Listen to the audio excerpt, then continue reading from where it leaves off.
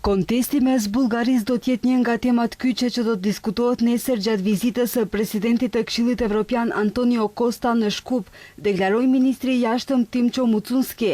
Ai tha se pozicionet e qeverisë së Maqedonisë së Veriut janë principielle dhe Costa deri më tani ka pasur rol proaktiv në atë proces. Përkatësisht tha se ka pasur disa tentime që të ndihmojë për të ardhur deri te zgjidhja. I pyetur nëse ka ndonjë non-paper në lidhje me mosmarrëveshjet me shtetin fqinj, Mucunski mohoi një gjë të tillë, por tha se ka diskutim që zhvillohet nga formimi i kësaj qeverie dhe janë të vetëdijshëm që ka kontest për të cilën duhet të ketë një zgjidhje dinjitoze. Dallimi mes paraardhësve tanë dhe neve është se ne vendosim fjalën dinitet para fjalës së zgjidhje. Nuk mund të ketë zgjidhje me çdo çmim. Në atë drejtim janë ndarë disa ide, nuk ekziston një non-paper.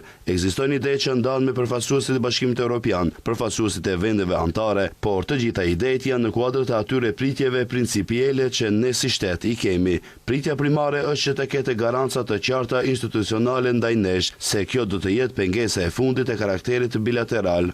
Në lidhje me letrën e kancelarit gjerman Friedrich Merz për ndryshimin e modelit të zgjerimit, ministri tha se ka debat mes vendeve anëtare në kuadër të Bashkimit Evropian dhe Unioni duhet të vendosë si do ta ndërtojë politikën e zgjerimit, duke shtuar se vendi duhet të përgatitet për të gjitha skenaret dhe pozicioni i qeverisë.